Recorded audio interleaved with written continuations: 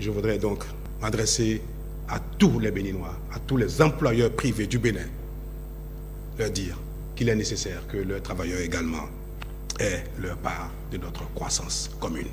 Ainsi, le chef de l'État, Patrice Talon, après avoir réalisé l'augmentation des salaires pour les travailleurs du public, a souhaité que les promoteurs du privé lui emboîtent le pas. L'appel a-t-il été entendu dans le rang des promoteurs d'écoles privées? La réponse, c'est oui. Je dirais que c'est une très bonne mesure parce qu'aujourd'hui, tout coûte cher dans le pays. Et si on n'augmentait pas le salaire de travailleurs, il lui serait difficile de vivre. Il faut reconnaître qu'il n'y a pas ce promoteur qui ne souhaite pas augmenter le salaire de ses agents. Parce que l'augmentation du salaire a un effet direct. L'augmentation salariale, mais c'est une des revendications des centrales et organisations syndicales. Ça, dans le monde des travailleurs, le travailleur qui travaille à un moment donné doit connaître une augmentation. Celui-ci reconnaît d'ailleurs le facteur positif qui est dans l'augmentation des salaires pour les employés. Quelqu'un qui paie 20 francs à quelqu'un et quelqu'un qui paie 100 000 francs, même poste, même compétence, n'aura pas les mêmes résultats. Ah, d'accord. Ce que je dis, même sans l'appui, même si sans un test légal, je crois qu'on devait avoir au sein des entreprises une politique de motivation pour que le personnel qui est avec toi puisse avoir le minimum pour au moins se donner au maximum pour toi-même. Toute chose que confirme le président du collectif des chefs d'établissements privés du département du Littoral. Il faut reconnaître que la cherté de la vie fait que les travailleurs n'ont pas la possibilité de subvenir à leurs besoins fondamentaux. Voyez-vous, prenons seulement les loyers. Alors, supposons qu'un travailleur qui est à 40 000 francs par mois, qui prend ce salaire-là et qui va payer le loyer.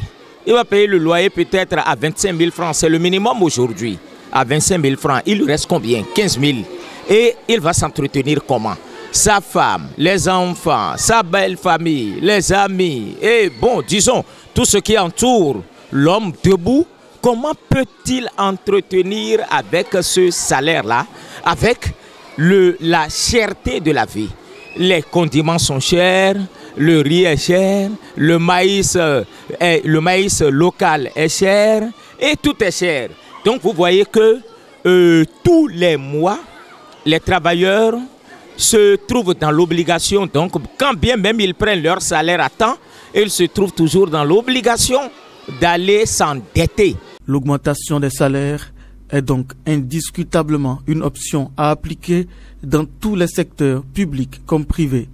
Mais alors, certains promoteurs d'établissements privés reviennent sur des préoccupations. Le risque, c'est que c'est dans la même contribution que les parents d'élèves paient et que l'État refuse qu'on puisse augmenter. C'est dans cette même contribution qu'on doit payer tous les intrants qui doivent faire tourner l'école. Parce que ce n'est pas seulement l'enseignant. Il y a les élèves, oui, mais il y a le matériel. Au-delà de ce que les documents, les livres les livres surtout que l'État nous donne, nous avons l'ensemble de tout ce qui permet à l'école de travailler. Si vous voulez avoir une école digne de ce nom, il y a la lumière qui doit résister, il y a l'eau courante, il y a tout ce qu'il faut pour permettre aussi à l'enseignant de se mettre à l'aise pour travailler. Et si vous savez que quelqu'un qui a fait le public et qui avait demandé certaines choses pour pouvoir réussir son travail, s'il a une école, il doit pouvoir tout faire pour que tout soit à jour dans l'école pour permettre à l'enseignant de rendre avec facilité ce qu'il a à faire. Donc, vous comprenez, si c'est dans cette même contribution qu'on doit tout sortir, il serait très difficile d'augmenter. Mais entre-temps, les écoles privées étaient subventionnées par l'État, par l'État dahomey et par l'État béninois à un moment donné. Mais au jour d'aujourd'hui, non, l'État a supprimé les subventions. C'est une mauvaise chose. C'est une très mauvaise chose. Parce que les établissements privés, là, mais ce qu'ils font pour l'éducation scolaire au Bénin C'est trop. Il faut que les parents qui amènent leurs enfants payent la contribution de leurs enfants pour que les fondateurs puissent redistribuer, payer les enseignants, faire face aux fournitures matérielles scolaires.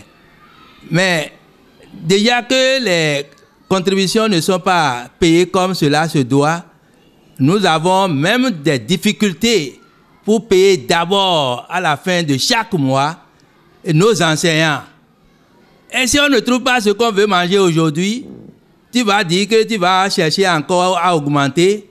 Tu n'as pas la possibilité, tu es complètement bloqué.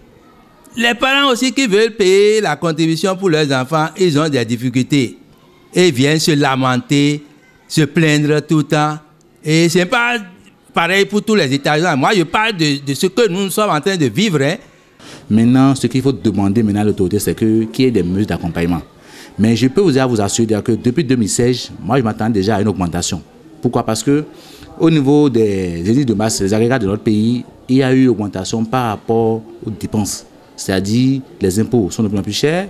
Il y a beaucoup plus de contraintes vis-à-vis du fisc. C'est-à-dire que l'autorité vous amène forcément maintenant à faire face à vos charges. L'autorité peut aller même jusqu'à casser vos biens. C'est qu'il y a déjà vraiment une densité de la fiscale dans le pays. Autant de préoccupations que soulèvent ces promoteurs d'écoles privées, tout en reconnaissant l'impératif devoir de se plier aux vœux du chef de l'État, le président Patrice Talon. Il y a donc lieu d'espérer une mise à condition urgente afin que le résultat escompté soit atteint.